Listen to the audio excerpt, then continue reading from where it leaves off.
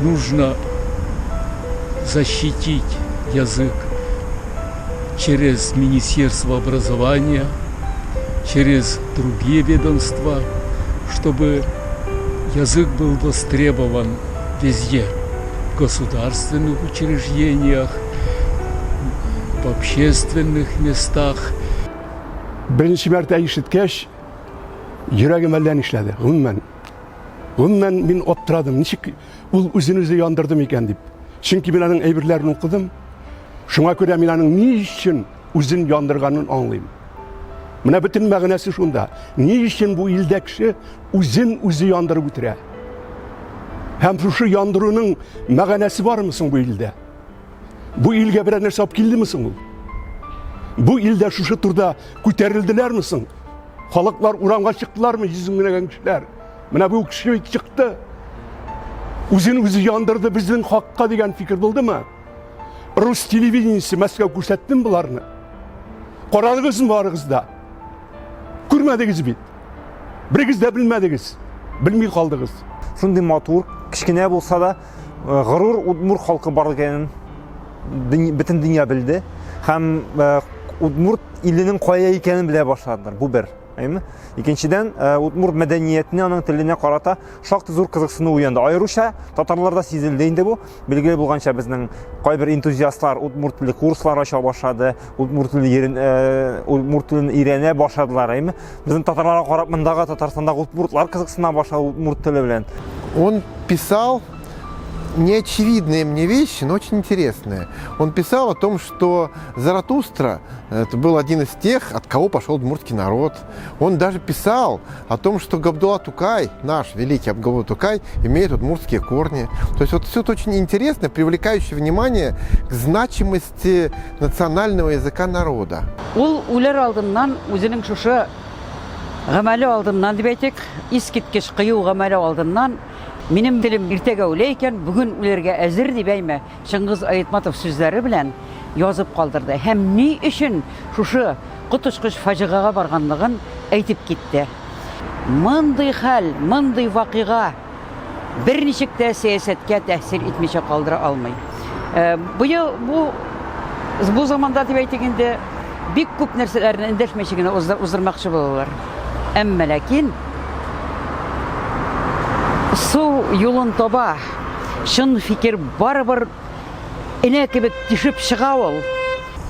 Если я не подам голос, депутаты не предпримут решения, шаги, не предпримут мероприятия, чтобы спасти язык и культуру удмуртскую.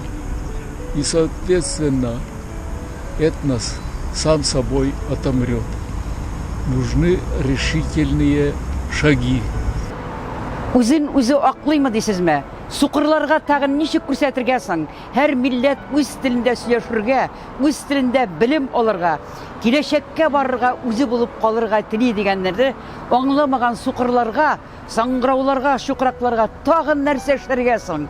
Әлбәттә, ул менә шул аңламаган, күрмәгән сукыр сәясәтчеләргә ялкын булып, ушкын булса, бер ушкын булып булса да күренергә теләде. Вот мы смотрим, что вокруг происходит, ведь не все же хорошо вокруг. Но если мы перестанем бороться, опустим руки, если мы все умрем, ничего лучшего не будет уже. Надо оставаться живым и двигаться, и добиваться всего. Это мой путь. Я повторяю, я не говорю, что он пошел неправильным путем. Он пошел в соответствии со своей религией, со своими взглядами и привлек много внимания к этому. Но вот я считаю, что мне следует двигаться другим путем. Создавать вот эту школу, где все дети, совершенно все, начиная с первого, мы в этом году учим с 1 класса, что с 1 по 11 класс все учили татарский язык. Onun məğnəsi şunda. Əgər də bunu mən işləməsəm, kim işlər idi? Kim ispat eder idi? Şundan da Udmurt halkının şundan çıkanına. Kim? Менә шушы фикер аның бөтен җанын, рухын, теләген яндырган. Анда бөтен омтылыш, исфатлау. Без бар әле, без яшибез. Удмурт халкы киләчәктә күтәреләчәк һәм үз телен югалтмаячак дигән фикерне тургызу өчен ул үзен яндыра. Бу адым конкрет бер кешенең милләткә файда китерәм дигән зур адымы иде. Һәм бу шәхси аның эше. Бәлки без аның белән риза түгелдер, бәлки без аның белән ризадыр, әмма ул бу адымны башкарды. Бу адымнан башка чара күрмәде кызганычка каршы. Һәм бу адымның милләткә зур файдасы бар дип уйлыйм. Язык просто исчезает, удмурты ассимилируются, и на сегодняшний день за историю ассимилировано уже десятки языков, десятки народов. На очереди карелы, эрзя, мокша. Если не предпринять меры, в ближайшее время за несколько десятилетий удмуртский язык исчезнет. Бүгін саясат бит аңлашылды. Урыслаштыру саясаты. Үзенең милләтенең телен югалтып, урыслаштыру саясаты һәм урыс халкын күбәйтү. Мөмкин кадәр бүтән халыклар исәбенә. Шуңа күрә мин бу Альберт Разин әйтәм бит, миңа андый менә бу елларда андый көчле тәэсир иткән кешене мин хәтерләмим. Мин бик авыр кичердем һәм әйтәм бит, күп аңлаттым, күп яздым, но миңа күңелемдә калды ул кеше шул хәтле якты. Көчле, рухи менә каһарманнар буламы? Ана сугышта пулеметка ташланган татар егете. Зотка. Менә бит ул.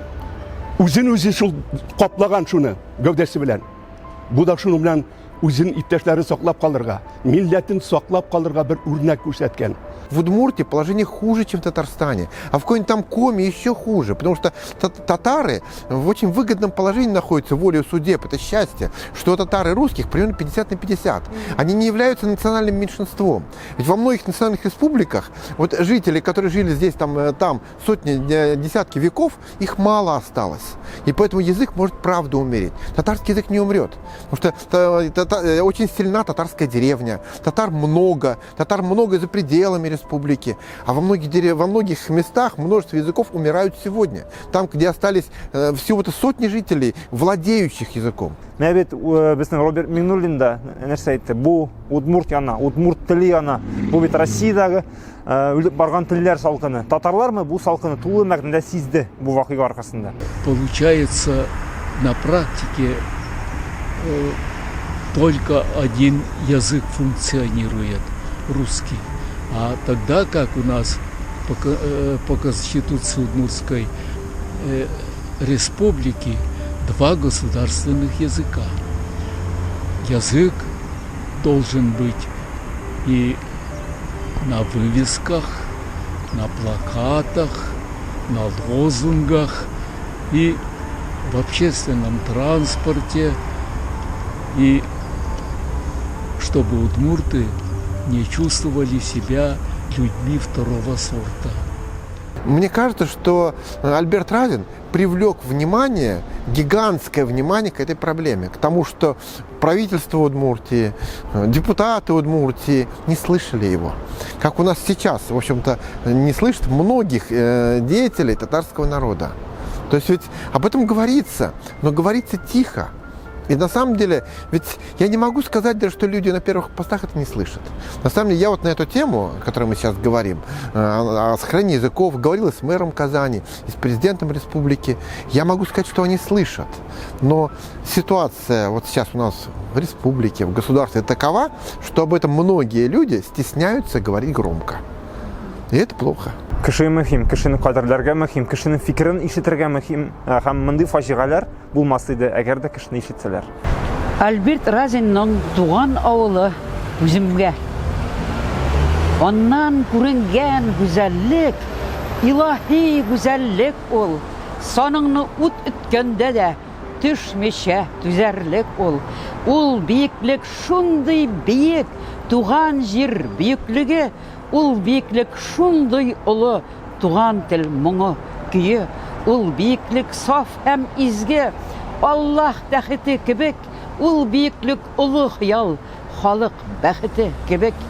Биеклектән дәшә Разин, дәшә туган халкына, янам дип туган телем, киләчәгем хакына.